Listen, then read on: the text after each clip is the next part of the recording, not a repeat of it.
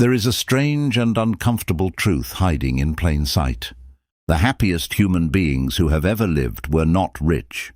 They were not famous.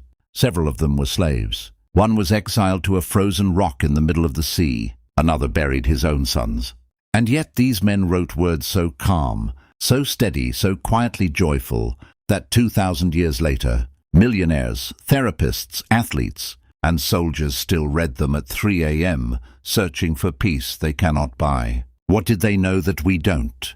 Because somewhere between the promotion you got and the empty feeling that followed, between the perfect vacation photo and the anxiety that crept in the moment you landed home, a question has probably crossed your mind. Why does more never feel like enough?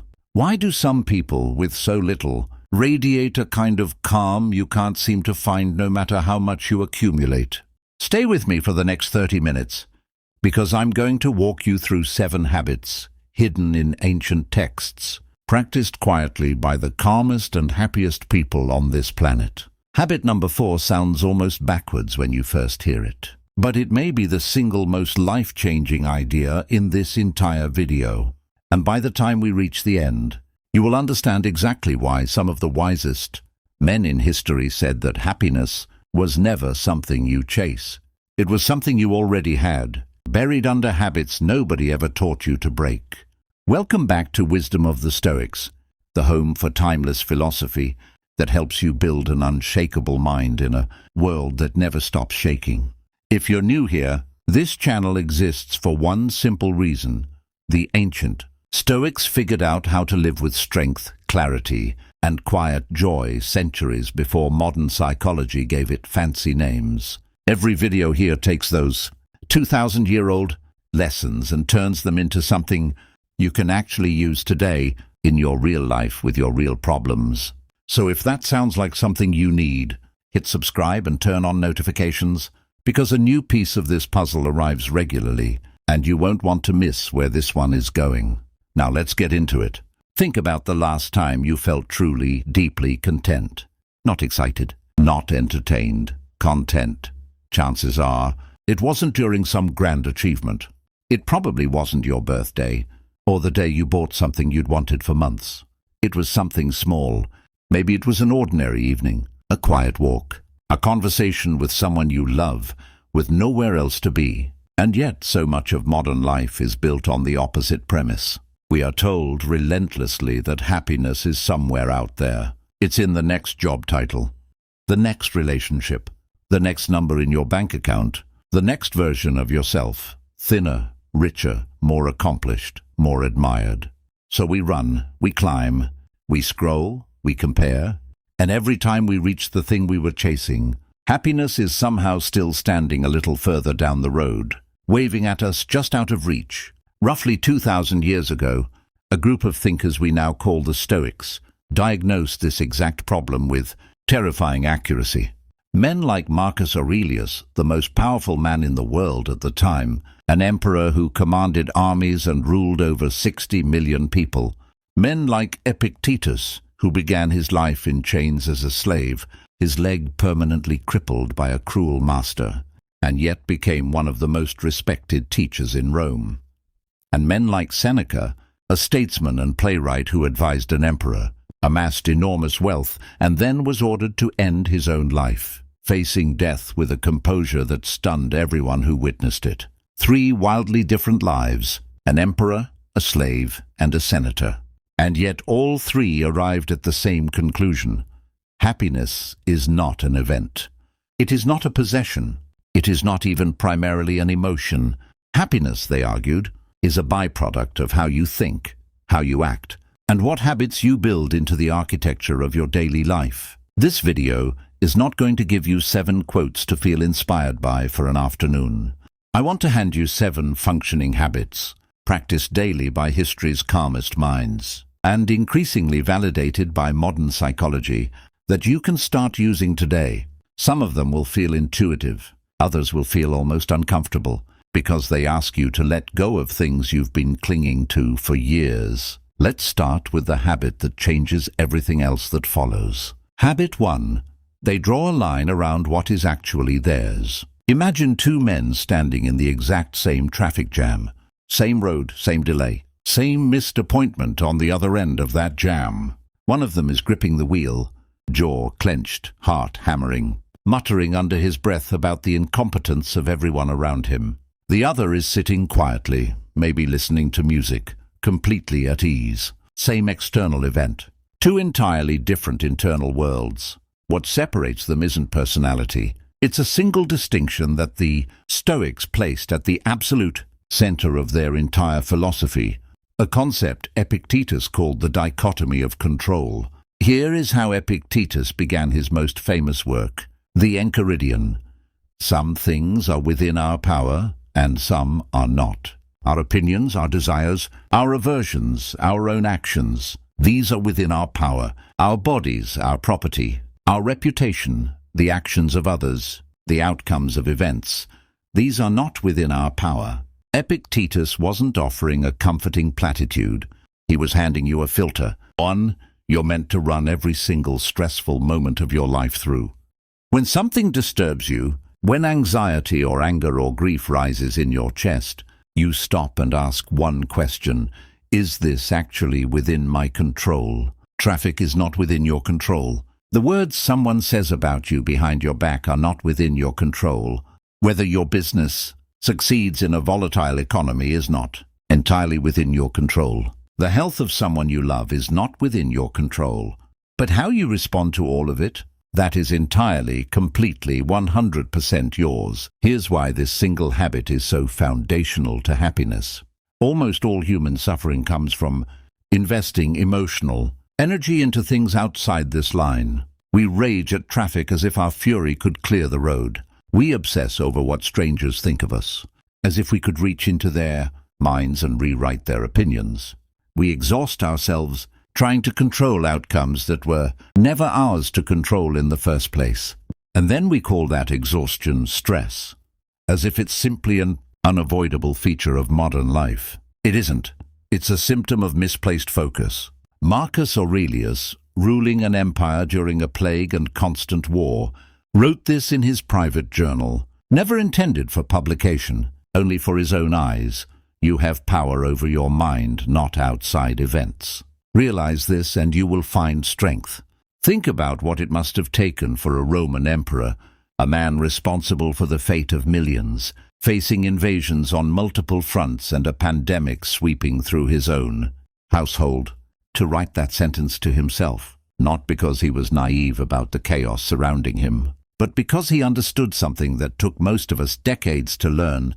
If we ever learn it at all, his peace could not depend on the chaos resolving. It had to come from somewhere else. Modern psychology has essentially rediscovered this idea and given it new names. Cognitive behavioral therapy is built substantially on the premise that our emotional reactions are shaped less by events themselves and more by our interpretation of those events. Locus of control research consistently shows that people who believe they have influence over their own responses report significantly higher life satisfaction than those who feel like passengers in their own lives. The ancient insight and the modern data are pointing at the exact same door. So here is the practical version of this habit, the version you can start using today. The next time you feel that familiar surge of frustration, whether it's a cancelled flight, a rude comment, a decision that didn't go your way, pause for 3 seconds and silently ask, is this mine to control? If the answer is no, you're not obligated to keep fighting it in your mind. You're allowed to set it down, not because you don't care, but because caring about something you cannot change only manufactures suffering with no corresponding benefit. If the answer is yes, if it genuinely is within your control, then that's your invitation to act calmly and deliberately instead of spiraling. I want you to try something before we move to the next habit. Think of one thing right now that has been quietly stressing you out this week. Got it? Now ask yourself honestly, is that actually within my control? Or have I just been carrying weight that was never mine to carry? Drop a comment below with just one word, either mine or not mine. I read these, and I promise you, seeing how many people are carrying weight that was never theirs might be exactly the reminder. Someone else scrolling through these comments needs today. This first habit is the foundation everything else in this video is built on. Because once you stop wasting your energy on what you cannot control, something remarkable happens. You suddenly have an enormous surplus of energy left over for the things you actually can influence. And that surplus is where the next habit begins. Habit 2. They rehearse loss before it arrives. This next habit sounds on the surface like the opposite of happiness. Stay with me because it is one of the most counterintuitive and powerful tools in the entire Stoic toolkit. The Stoics had a practice called premeditatio malorum, which translates roughly to the premeditation of evils. Seneca described it plainly in one of his letters. Nothing ought to be unexpected by us. Our minds should be sent forward in advance to meet all problems, and we should consider not what is wont to happen, but what can happen. In practice, this meant the Stoics would deliberately, briefly, imagine losing the things they valued most. Before a journey, imagine the ship sinking. Before a big meeting, imagine it going badly. Before saying goodbye to someone you love, imagine just for a moment that this could be the last time you see them.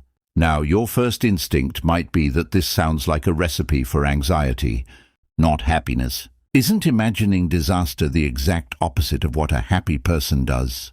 But the Stoics discovered something that modern psychologists have since confirmed through research on a phenomenon called hedonic adaptation. Here's what hedonic adaptation means. Human beings are wired to get used to things extremely quickly. That new house that felt like a miracle the day you moved in, within a few months, it's just your house. That relationship that once felt like magic, the magic fades into familiarity unless you actively work to preserve it. Even lottery winners, studied extensively by researchers, tend to return to roughly their previous baseline of happiness within about a year, because the human brain adapts to almost anything, good or bad. This adaptation is precisely why happiness feels so elusive. We take everything for granted almost instantly.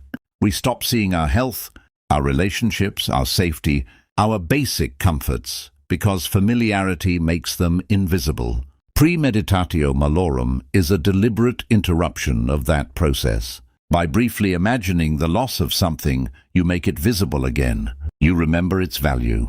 Not because you're inviting tragedy into your life, but because you're refusing to let comfort make you blind to what you already have. Here's a story that captures this perfectly. Marcus Aurelius, before he became emperor, was taught by his Stoic tutors to greet each morning by reminding himself of the difficulties the day might bring. I shall meet with the busybody, the ungrateful, the arrogant, the deceitful. But he didn't stop there in despair. He used that mental rehearsal to prepare himself to meet those difficulties with patience rather than shock. When the difficult moment actually arrived, it didn't ambush him. He had already met it in his mind hours before. There's a deeply human, almost unbearably tender version of this practice too. Imagine just for 30 seconds right now that today was the last day you would ever get to speak with someone you love. Not because anything is wrong, just imagine it. Feel how differently you would listen to their voice, how much more patient you'd be with their small annoying habits, how much you'd want to tell them instead of assuming there's always tomorrow. That feeling you just experienced. That's not sadness, that's clarity. And it's available to you every single day for free. The moment you stop assuming, the people and things you love are guaranteed to remain exactly as they are.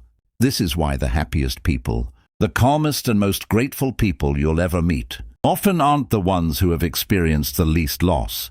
Frequently it's the opposite. People who have brushed against real loss. A serious illness, a close call, the death of someone dear, often describe a strange gift buried inside the grief, an inability to take ordinary Tuesdays for granted anymore. The Stoics figured out how to access that same clarity without needing tragedy. To force it on you, I want to be careful here, because this habit is easy to misuse. Premeditatio malorum is not meant to be practiced obsessively, and it is absolutely not a tool for people already struggling with anxiety or catastrophic thinking to lean on unsupervised. It is a brief, deliberate exercise, 30 seconds, maybe a minute, not a spiral. If imagining loss ever starts to feel consuming rather than clarifying, that's a signal to step back and talk to someone you trust, or a professional, rather than push further into it alone. Used correctly in small doses, this habit becomes a kind of gratitude accelerant. Try this tonight. Before you fall asleep, spend 30 seconds imagining your life without one specific thing you have right now: your health, your home, a person you love. Then open your eyes back into reality where you still have it. Notice what that does to your chest. If this idea is landing with you, let me know in the comments which version hit hardest: imagining the loss of a person or the loss of something material. I think the answer says a lot about what we actually value versus what we spend most of our energy chasing. Habit 3. They treat their mind like a fortress, not a hallway. Let's talk about something Marcus Aurelius called the inner citadel. A citadel, historically, was the fortified core of a city, the last line of defense. Even if enemies breached the outer walls, even if the streets outside were overrun, the citadel remained standing, impenetrable, untouched. Marcus Aurelius used this image to describe the human mind. No matter what chaos surrounds you outside, he argued, your inner citadel, your capacity to choose your own judgments and responses, can remain sovereign, untouched by external events, if you choose to defend it. Here's the problem most of us have. We treat our minds like hallways instead of fortresses. Every stray comment, every notification, every bit of bad news, every rude stranger, walks right through, tracks mud across the floor, and leaves whenever it wants, while we stand there rearranging the furniture to accommodate the mess. Marcus Aurelius lived through a genuine hallway of horrors, wars on multiple fronts, a devastating plague, likely smallpox, that killed an estimated 5 million people across the empire, including members of his own family. Constant political betrayals, including a rebellion led by one of his own trusted generals. And yet, reading his private journal, the Meditations, what strikes you isn't despair. It's a man actively, deliberately, sometimes visibly struggling to keep his inner citadel standing amid all of it. He wrote to himself, "It is not death that a man should fear, but he should fear never beginning to live." He wrote, "How much more grievous are the consequences of anger than the causes of it." He wrote in perhaps his most famous line, "You have power over your mind, not outside events. Realize this and you will find strength." These weren't abstract philosophical musings for an academic audience. This was a man in the middle of a genuine catastrophe, coaching himself back to his fortress every single night. So how do you actually build an inner citadel in your own life? The Stoics offered something they called the discipline of assent. In simple terms, it means recognizing that between any event and your reaction to it, there is a gap, a space where you get to choose what you will assent to or agree with about that event. Someone insults you. That's the event.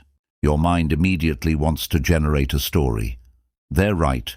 I really am inadequate, or how dare they? I'll never forgive this. But the Stoics would say, pause in that gap. You do not have to assent to either story. You can simply observe, someone said something unkind, and choose your response deliberately rather than being dragged by the current of your first reaction. This is remarkably close to what modern mindfulness-based therapy calls cognitive diffusion, the practice of separating yourself from your automatic thoughts long enough to choose a response, rather than simply react, 2,000 years apart, arriving at the same door. Building this fortress isn't about becoming cold or emotionless. Marcus Aurelius wasn't unfeeling. He grieved, he worried, he documented his own frustration honestly in his journal. The citadel isn't about refusing to feel. It's about refusing to let every feeling instantly become a decision. It's the difference between feeling anger and being ruled by anger, between feeling fear and being ruled by fear. Here's a simple daily practice. Each time you notice a strong emotional reaction rising, whether it's irritation, hurt, or anxiety, silently name it. Just say to yourself, quietly, "This is anger," or "This is fear." That single act of naming creates the smallest sliver of space, the gap the Stoics talked about, between you and the emotion. And in that gap is where your freedom lives. The happiest people you know are rarely the ones who feel less. They're usually the ones who have learned, often through hard-won experience, how to widen that gap just slightly, enough to choose their next move instead of being ambushed by their own reactions. If you've made it this far into the video, I'd genuinely love it if you hit that like button right now. It's a small action, but it tells YouTube to show this to more people who might need to hear it. And honestly, it costs you nothing, but might mean everything to someone scrolling past this later tonight. Habit 4. They fall in love with their own life, exactly as it is.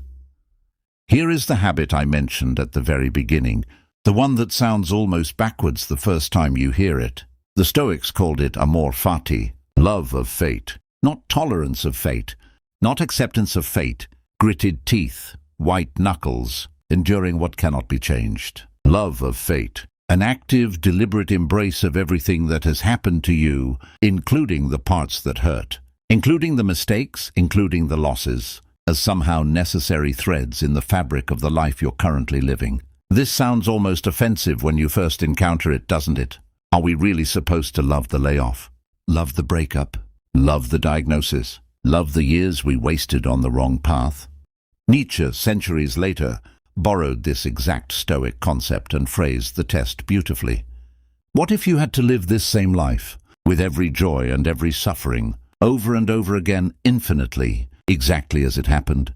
Could you say yes to that? Could you love it enough to want it repeated? Here's the key distinction that unlocks this entire habit. Amor fati is not about pretending painful things were good. It's not toxic positivity dressed up in a toga. It's about recognizing that the past has already happened, and no amount of resistance, resentment, or what-if thinking can rewrite a single second of it. Your energy has exactly two possible destinations. You can spend it fighting a past that cannot be changed, or you can spend it building a future with the material that past has left you. Marcus Aurelius put it with characteristic bluntness. The impediment to action advances action. What stands in the way becomes the way. In other words, the obstacle isn't separate from your path. Very often the obstacle is the material your path is made of. Think of the most resilient, quietly happy people you've ever personally known. Chances are, almost none of them had an easy, uninterrupted life. Chances are, many of them survived something significant. A difficult childhood, an illness, a devastating loss, a failed business, a broken relationship.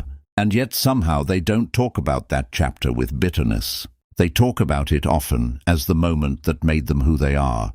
Not because the event itself was good, because they refused to let it become the villain of a story they were forced to keep reliving in resentment. This is the difference between two people who experience the exact same hardship. One spends the next decade asking, "Why did this happen to me?" A question with no satisfying answer, that keeps the wound perpetually open. The other asks, "What can this teach me? And what can I build now that I know this?" A question that actually has an answer, and one that moves them forward. I want to gently address something here, because this habit can be misunderstood in a harmful way if it's applied carelessly. Amor fati is not a demand that you feel grateful for genuine trauma, abuse, or tragedy the moment it happens. And it's not a substitute for grieving something that deserves to be grieved, or for seeking real support and professional help when pain runs deep. This is a long-term orientation you grow into, often slowly, sometimes with help, not an instant switch you flip in the middle of acute suffering. The Stoics themselves grieved. Seneca wrote extensively and honestly about grief. This habit is about where you eventually choose to place your energy once the immediate wound has had time and space to be tended to, not a denial that the wound exists. With that said, here's a practical way to start building this habit in the ordinary, everyday frustrations of life, the ones far smaller than trauma. The next time something goes wrong, a plan falls through, a mistake gets made, a door closes, try asking out loud if you can, "What does this make possible now?" That wasn't possible 5 minutes ago. You'll be surprised how often an honest answer exists, even if it's small. Missing that flight might mean an extra conversation with a stranger who changes your perspective. Losing that job might mean finally building the thing you'd been too comfortable to start. This is the habit that separates people who are perpetually waiting for their real life to begin once circumstances improve, from people who have quietly decided that this, right now, exactly as it is, imperfect and unfinished, is already the real life worth loving. What's one moment in your life that felt like a disaster at the time, but that you can now honestly say you're grateful happened? I'd genuinely love to read these in the comments. Sometimes the most powerful thing on this entire channel isn't anything I say. It's watching hundreds of strangers remind each other, through their own stories, that the worst chapters aren't always the final verdict. Habit 5. They remember that time is the only currency that never refills. Here's a question worth sitting with honestly. If I offered to trade you an extra 10 years of life in exchange for every dollar in your bank account, would you take the deal? Most people, when they actually stop and think about it, say yes instantly. And yet, watch how most of us actually spend our days. We protect our money obsessively, we budget it, we invest it, we agonize over losing even small amounts of it. But we spend our time, the one resource we cannot recover no matter how successful we become, with almost total carelessness. Hours vanish into distraction. Entire evenings dissolve into anxiety about things outside our control, which we already discussed in Habit 1. Years slip by while we wait for some future moment when we'll finally start really living. Seneca wrote an entire essay on exactly this problem, called On the Shortness of Life. His argument was radical for its time and remains radical today. Life isn't short. We make it short by wasting it. He wrote that people are extraordinarily protective of their property, their money, their possessions, but shockingly careless with the one thing that's actually irreplaceable, their time, giving it away freely to anyone who asks for it, to distractions, to grudges, to activities that leave nothing behind. This is closely connected to a second Stoic concept, one that sounds morbid at first but is actually one of the most life-affirming ideas in the entire philosophy. Memento mori. Remember that you will die. Roman generals, according to tradition, would have a servant whisper this phrase to them during their victory parades. At the exact height of their glory and public adoration, remember, you are mortal. Not to depress them, to keep them honest, to remind them that status, applause, and accomplishment are ultimately temporary, and that the only thing that truly matters is how they spend the finite days actually in front of them. Marcus Aurelius kept this awareness close at all times. He wrote, "You could leave life right now. Let that determine what you do and say and think." This wasn't a call to despair. It was a call to urgency and clarity. If you genuinely internalize that your time here is finite and uncertain, would you really spend another evening scrolling mindlessly through content that makes you feel worse about your own life? Would you really put off telling someone you love them or reaching out to repair a relationship for one more month, one more year?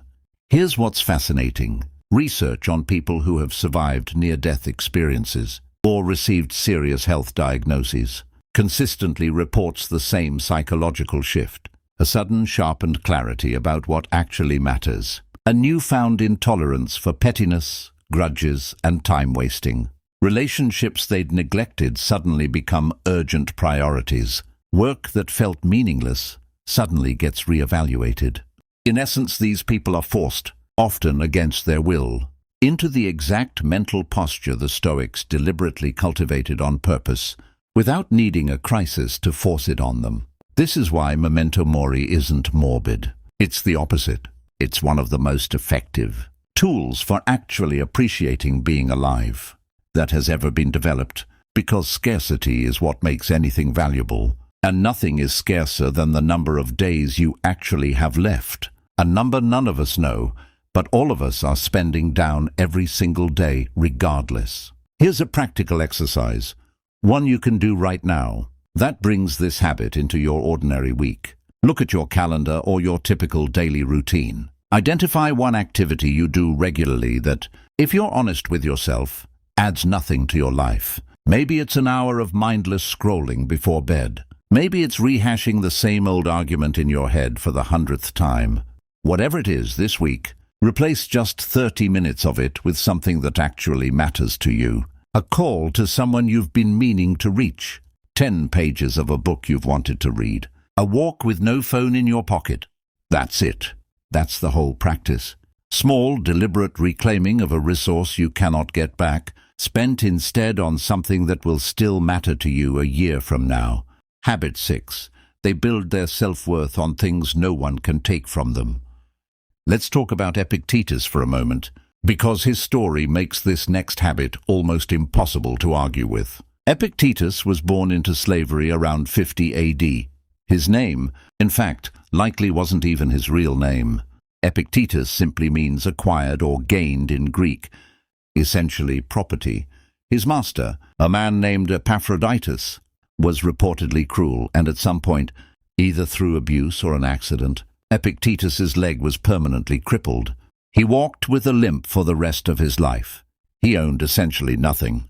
He had no political power, no wealth, no physical freedom for a significant portion of his life. And even after eventually gaining his freedom, he lived with extreme simplicity, famously teaching that he required almost nothing beyond a simple hut and a lamp.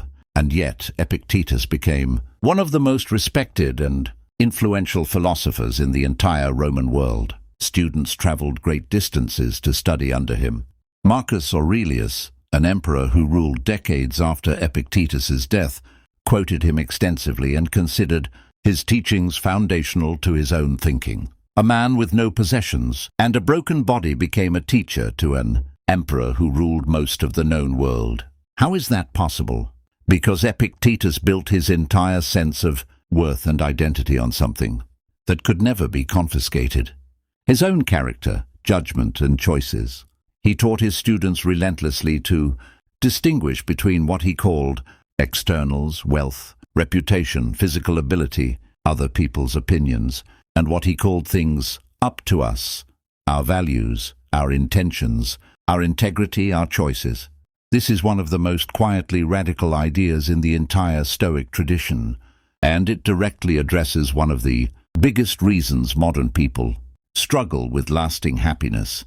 We tend to anchor our self-worth to things that are fundamentally unstable. Our job title, which can disappear in a single round of layoffs. Our physical appearance, which changes with time regardless of what we do. Our social status, which shifts based on trends and circumstances entirely outside our control. Other people's approval, which can vanish the moment we say or do something unpopular. When your sense of worth is built on any of these external foundations, your happiness becomes a hostage to circumstances you cannot fully control. Lose the job and you feel worthless. Age past your physical prime and you feel invisible. Face public criticism and you feel destroyed. The foundation was never solid to begin with because it was never actually yours.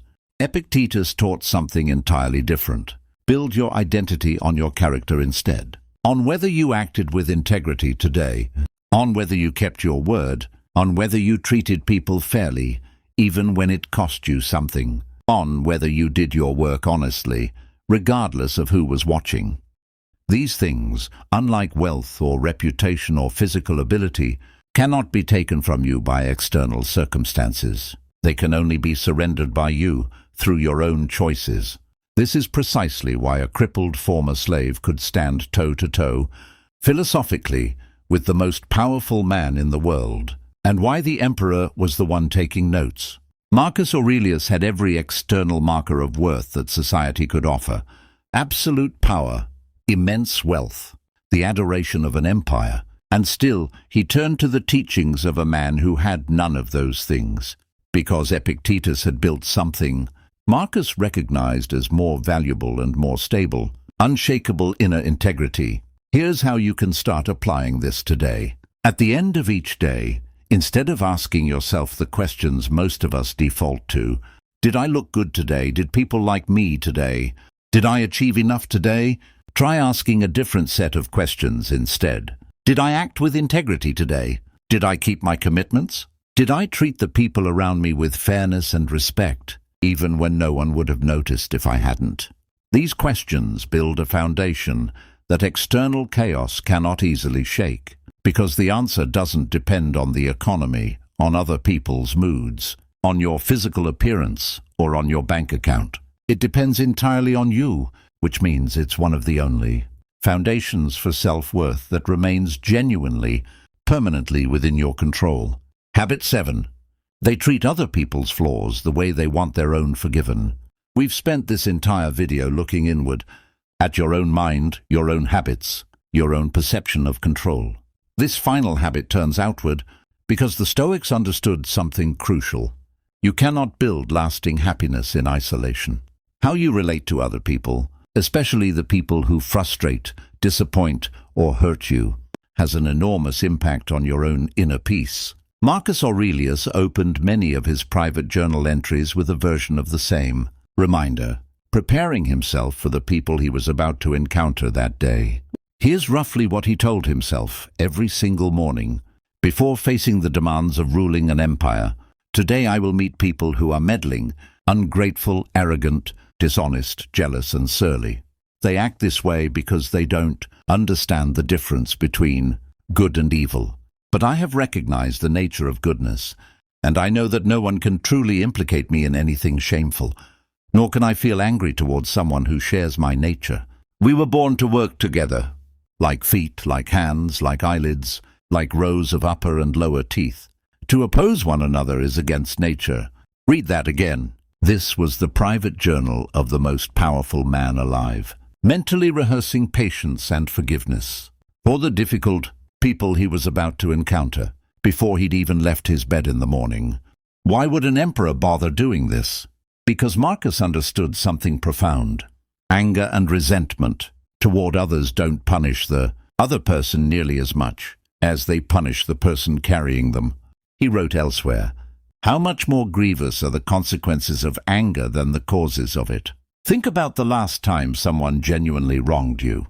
Maybe they were unfair or unkind, or simply incompetent in a way that cost you something. Now think about how much time you spent afterward, replaying the moment, rehearsing what you should have said, feeling that hot flush of resentment resurface hours, or even days later. That person, in most cases, has completely forgotten the interaction and moved on with their evening. You're the one still carrying it, still paying an emotional tax on an event that's already over.